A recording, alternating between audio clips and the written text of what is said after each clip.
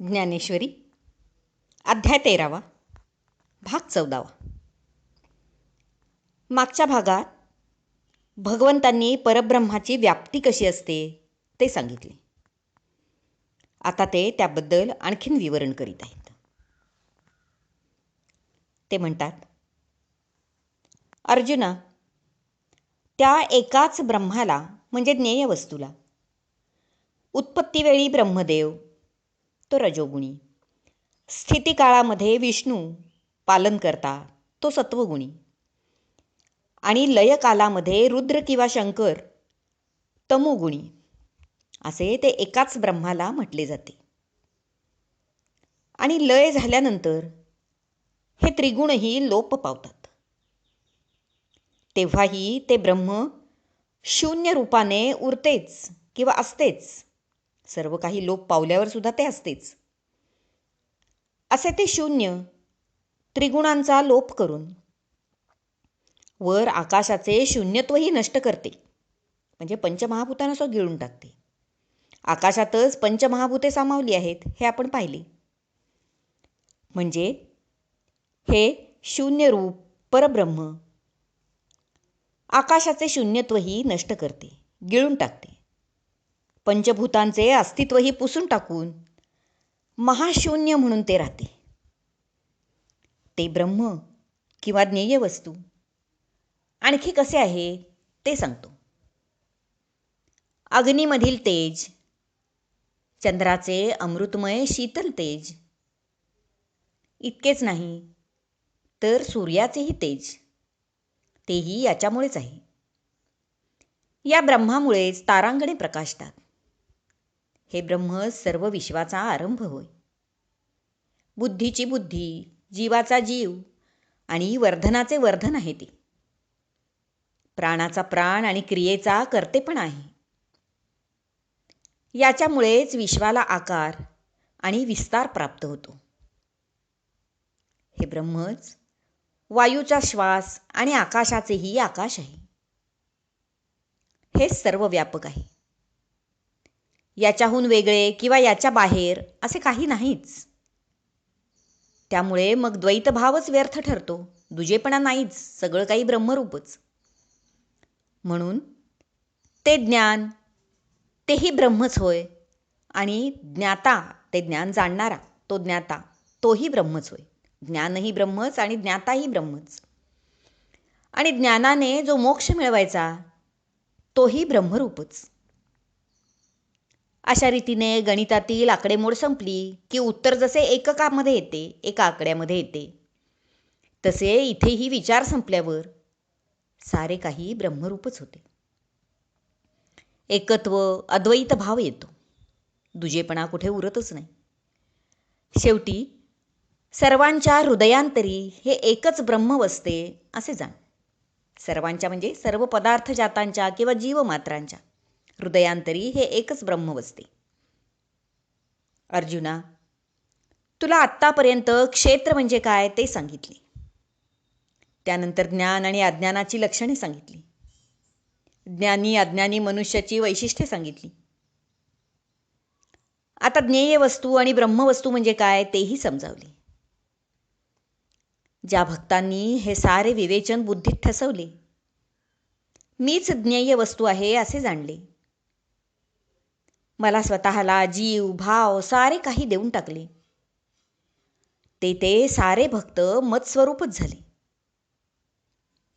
माझ्यावरून जीव ओवाळून टाकून मत्स्वरूप होणे हा सर्वश्रेष्ठ भक्तीचा प्रकार आहे.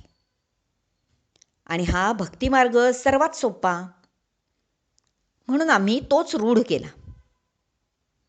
मोक्ष मिळवण्यासाठी भक्तिमार्ग सगळ्यात सोपा. हे अर्जुना, जसे पर्वतावर जाणे असेल तर आधी पायऱ्या खोदून त्याच्यावर चढून जावे लागते, किंवा उंच उंच चढायचे असेल तर शिडी मचाण असे काहीसे साधन लागते. एकदम या गोष्टी करता येत नाहीत. तसेच हे सर्व विश्व ब्रह्मस्वरूप आहे असे एकदम जर आम्ही तुला सांगायला गेलो असतो तर ते समजावयास आणि बुद्धीत ठसावयास अवघड झाले असते.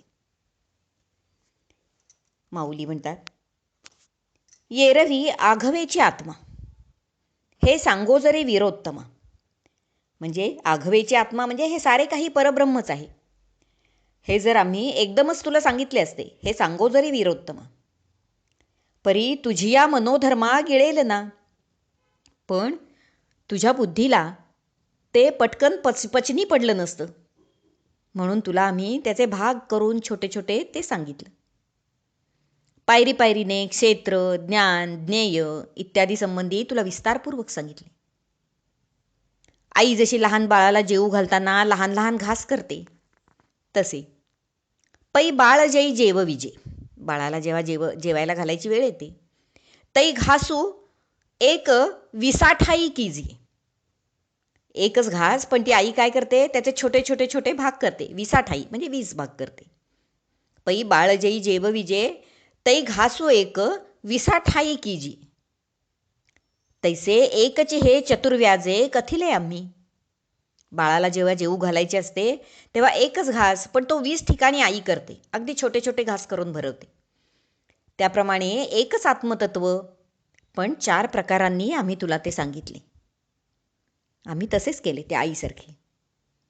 परंतु अजूनही तुला हे नीटसे कळले नसेल, तर आणखी एकदा विशद करून सांगतो. तेही आत्मा अनात्मा किंवा क्षेत्र क्षेत्रज्ञ अथवा प्रकृती पुरुष असे 2 भागात सांगतो. अगदी सर्वांगाचे कान करून ऐको. या विचार पद्धतीला सांख्यमत असे म्हणतात. आणि ज्या सांख्यमताच्या प्रचारासाठी मी पूर्वी कपिल मुनी झालो होतो. 10वा अध्याय जो विभूती योग आहे, त्याच्यामध्ये भगवंतांनी मागे सांगितले पहा, सिद्धानाम कपिलो मुनी. सर्व सिद्ध मुनींच्या मध्ये मी कपिल मुनी आहे, असे ते म्हणाले होते. असो तर हे पार्था, दिवस आणि रात्र जशी अगदी एकमेकाला लागून असतात, त्याप्रमाणे त्या अनादी पुरुषाच्या अगदी सन्निध चिकटून ती प्रकृतीही राहत असते. आता ते प्रकृती आणि पुरुष याविषयी विवेचन करत आहेत, तेव्हा त्याने असे सांगितले. माऊली म्हणतात, तरी पुरुष अनादी आथी आणि तैची लागोनी प्रकृती. पुरुष हा अनादी आहे आणि तैची लागोनी प्रकृती, त्याला अगदी चिकटूनच असते प्रकृती. संवसरिती सरिसी दिवो राती जयापरी. ज्याप्रमाणे दिवस आणि रात्र एकमेकाला अगदी चिकटून असतात, त्याप्रमाणे ती प्रकृतीसुद्धा त्या अनादी अशा पुरुषाला अगदी सन्निध चिकटून असते. दुसरे उदाहरण घे. छाया म्हणजे शरीर नव्हे, पण शरीर आहे म्हणून छाया असते. ती आभासिक आहे, पण शरीराशी संबंधित किंवा संलग्न असते.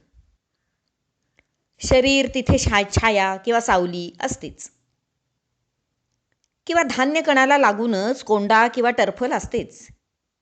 नुसता धान्य कण कधी भूमीतून उगवत नाही पहा, त्याला वरती एखादं टरफल किंवा थोडासा कोंडा असे असतेच. तशी या पुरुषाबरोबर प्रकृती ही असतेच. आधी तुला जे क्षेत्र म्हणून सांगितले, ते क्षेत्र म्हणजेच ही प्रकृती असे जाणावे. आणि क्षेत्रज्ञ म्हणजे पुरुष होय. इथून पुढे हीच नावे लक्षात घे. आता इथून पुढे भगवंत क्षेत्राला प्रकृती आणि क्षेत्रज्ञाला पुरुष असे संबोधणार आहेत आणि प्रकृती पुरुष याबद्दल विवेचन करणार आहेत. तो महत्त्वाचा विचार आपण ऐकूया पुढच्या भागात.